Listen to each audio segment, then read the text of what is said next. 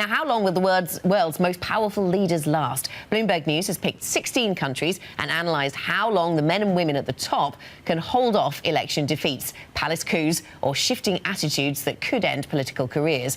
Joining us now is one of the authors of the piece, Ben Sills, who joins us from Madrid. Ben, it's a great read.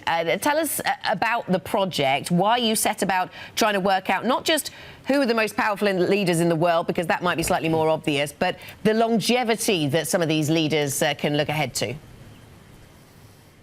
Well, Anna, basically, we were trying to get a sense of what goes through the minds of these people when they're sat around the summit table at the G20, these sorts of places. And while obviously everyone knows about the economic power, the military power of the world's leading nations, I think if you drill down and see just how firm a grip they've got on their domestic situation, that gives a more nuanced sense of how powerful they really are. And that tells you, for example, just how weak Theresa May is, because everyone else is looking at her and they know that she could be out really at any moment over the next few months. Who are those that are going to last the longest, Ben? It's interesting, actually. It's slightly surprising, perhaps. There were two figures who stood out in particular because, A, they're really young, and B, they are not ruling in democracies, and that's Mohammed bin Salman in Saudi Arabia and Kim Jong-un in North Korea. Kim, if he's not toppled by some kind of assassination attempt or a war with the US, he could be here for the next 30, 40, maybe 50 years.